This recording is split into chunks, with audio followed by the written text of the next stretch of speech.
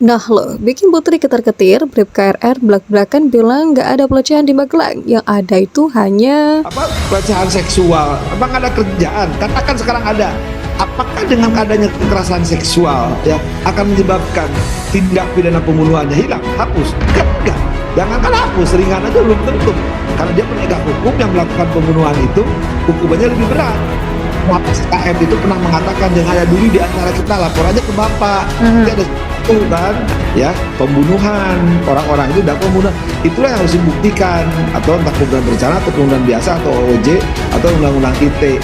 Pelecehan seksual mah ngapain? Katakanlah ada, ya sekali lagi katakanlah ada, sekali lagi misalnya pelakunya kan yang di Magelang siapa, tinggal siapa, orang-orang itu kan. Nah katakanlah mengarah ke Yosua, Yosuanya udah mati kok, ya dia tidak punya hak untuk menjawab, nggak boleh itu pidana loh ya. Hati-hati 3320, 321 itu ada delik biasa, delik aduan, tergantung pasal ayatnya ya. Jadi jangan sampai menyalahkan orang yang sudah meninggal. Kalau menyangkut pelecehan, termasuk RR tidak pernah mendengar apapun selama di Magelang. Kemudian Ricky kenapa tidak bisa membuka selama ini? Dia di pengacaranya juga adalah dari tim yang sama dengan Ferdy Sambo. Magelang, jadi apa yang Magelang yang diketahui.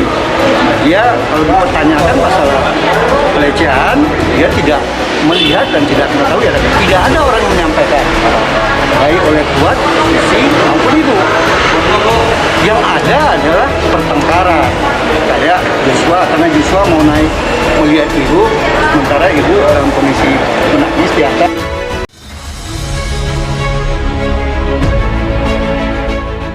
Bribka RR kembali menyinggung soal dugaan pelecehan seksual yang ditudingkan oleh Putri Chandrawati kepada almarhum Brigadir J hingga ia tewas di tangan Ferdy Sambo pada awal Juli lalu. Pernyataan Bribka RR soal dugaan pelecehan seksual di Magelang itu disampaikan oleh pihak kuasa hukumnya, Erman Umar, dalam sebuah acara di salah satu kanal televisi Indonesia yang ditayangkan pada Senin 14 November. Erman mengungkap bahwa sepengetahuan Bribka RR tidak ada pelecehan yang dilakukan oleh Brigadir J ke Putri, tapi yang ada hanya pertengkaran yang kemudian dilerai olehnya. Apapun yang selama ini menjadi pemahaman, apa yang diketahui oleh klien kami selama ini oleh RR, tidak ada kejadian pelecehan, yang ada hanya pertengkaran-pertengkaran dan itu RR mencoba menenangkan situasi. Ungkapnya saat menghadiri program Sapa Indonesia Pagi dikutip populis.id dari kanal YouTube Kompas TV pada Rabu 16 November. Erman menjelaskan bahwa jika pelecehan seksual tersebut memang terjadi, Susi yang merupakan asisten rumah tangga keluarga Ferdy Sambo dan Putri Chandrawati seharusnya berani mengungkap di persidangan. Ia menyampaikan, taruhlah Susi misalnya adalah orang dari internal mereka yang sampai saat ini masih bekerja. Kalau memang ada pelecehan itu seharusnya dia berani menyampaikan. Toh juga lawyernya Susi masih kelompok teman-teman dari Pak Sambo juga, lawyer Sambo, kenapa tidak berani mengungkapkan? Kalau benar pelecehan itu ternyata kan tidak ada, lanjutnya menegaskan.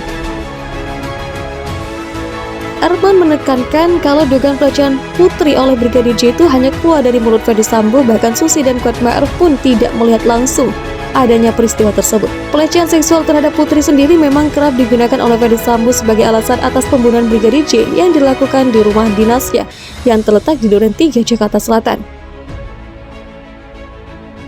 Meski banyak pihak yang menilai kalau insiden pelecehan seksual itu sudah terpatahkan melalui sejumlah fakta di persidangan, tapi pihak Ferdy Sambo dan Putri hingga kini masih kekeh dengan adanya peristiwa tersebut. Salah satu akun yang menyoroti pernyataan Bribka RR tersebut adalah pengguna Instagram @tante.rempong.official. Ia mengaku bingung dengan drama Ferdy Sambo yang tak kunjung selesai.